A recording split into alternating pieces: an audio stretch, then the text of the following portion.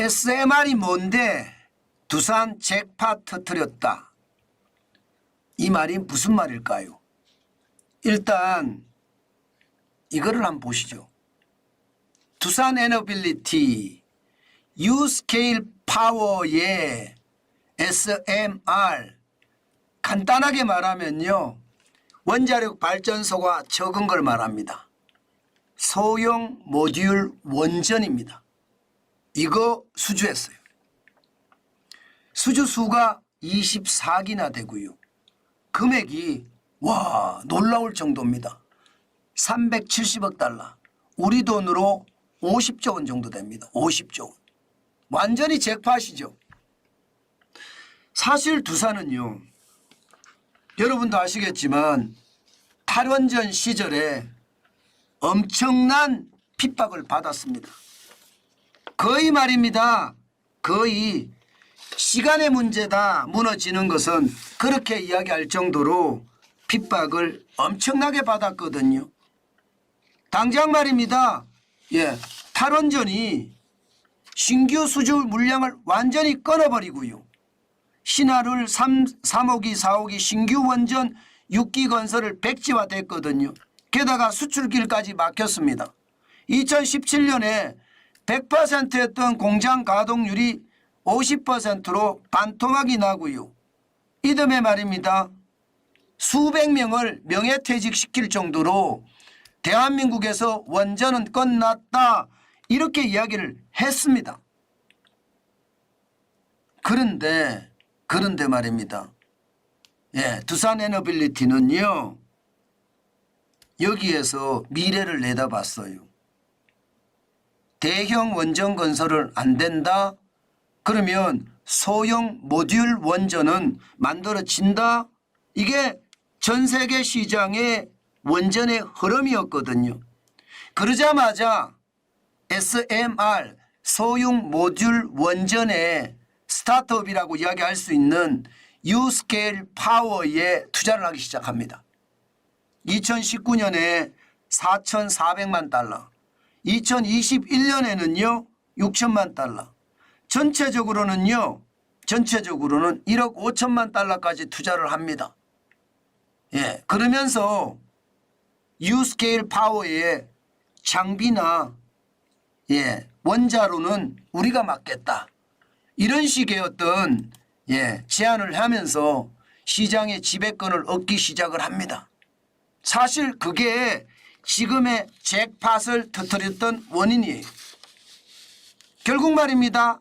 탈원전의 그 최악의 어떤 포화 속에서 말입니다. 두산의 선구안이 결국 5년 만에 결실을 맺었다. 이렇게 생각해도 여러분 틀리는 말이 아닙니다. 이게 여러분 소형 모듈 원전 자체가 그 정도로 말입니다. 과거와는 다른 그런 모양새로 가져갈 것 같다는 뜻이에요. 여러분 이거 한번 보세요. 소형 모듈 원전이 어떤 건지 보면 아주 간단한데요. 대형 원자력 발전소는요, 1,400 이게 단위가 없는데 메가와트입니다. 메가와트. 1,400 원전 발전소 하나가 1,400 메가와트 정도 된다는 뜻입니다. 그런데 소형 원전은요 300 메가와트 이하입니다. 300 메가와트 이하. 게다가 여러분 300 메가와트 이하니까 공장에서 찍어낼 수 있어요. 찍어낼 수 있어요. 그래서 모듈이라는 단어가 들어간 겁니다. 소형 모듈 원전이라고 들어간 거예요. 공사를 직접 하는 게 아니라 공장에서 찍어내서 쉽게 말하면 파운드리죠. 파운드리. 주문을 하면 그 주문에 맞게끔 찍어내 주는 거예요. 그리고 원자력 발전소가 여기저기가 만들어지게 되는 거죠. 바로 그 소형 원전에 대해서 24기를 수주를 했다는 뜻입니다. 저는 이게 대한민국의 저력이라고 생각을 해요. 어렵고 힘들죠. 국가까지도 핍박을 하는데도 기업은 절대 주눅들지 않고 자기 길을 묵묵히 나아간 것, 그것이 결국은 오늘날의 잭팟을 터뜨렸던 비결이 됐다는 거잖아요. 게다가 이 원전 특히 SMR은요 중국을 두려워할 일도 별로 없습니다. 왜냐하면 말입니다. 중국이 굉장히 원전 분야에 강한 건 사실이에요. 그러나 신냉전 질서의 구도가 만들어져 있는 상황에서 중국의 원전이 자유진영에 들어가기가 쉽지 않습니다. 그런 차원에서 보면 대한민국에게는 기술만 더 탄탄히 개발해가고 또한 기업 경쟁력을 갖출 수 있게끔 마케팅 역량만 길러간다면 굉장한 큰 기회도 올 수 있다 이런 생각이 들죠. 저는 그렇게 생각합니다. 실질적으로도 말입니다. 지금 두산 에너빌리티 같은 소형 모듈 원전 개발사들이 점점 전 세계로 늘어나고 있습니다. 시장이 커진다는 이야기죠. 시장이 2023년 3월에 42개였거든요. 그런데 2024년 4월에는 98개입니다. 거의 100% 이상씩 SMR 개발사들이 늘어나고 있잖아요. 이렇게 내려난다고 하더라도 물론 이 기업들이 기술을 다 확보해서 두산 에너빌리티를 따라올 수도 있겠죠. 그러나 대한민국의 기술을 따라오기가 쉽지 않습니다. 원전은요. 안전을 요하는 아주 핵심 요소이기 때문에 이게 예상했던 것보다가 개발을 한다고 하더라도요. 시간도 오래 걸릴 뿐만 아니라 또 현장에 적용되기는 더 어렵습니다. 그만큼 원자력은 위험하고 때문에 안전이 가장 중요하거든요. 그 안전을 두산 에너빌리티는 벌써 말입니다. 확보를 했고요. 앞으로 시장이 엄청나게 늘어날 겁니다. 2023년에는 SMR 소형 모듈 원전이 제로 시장 규모가 없었다면요. 앞으로 10년 후에는 724억 달러까지 늘고요. 20년 후까지 가면 2,950억 달러까지 늘어난다는 전망이 있습니다. 벌써. 그래서 이 시장을 선점해 가고요.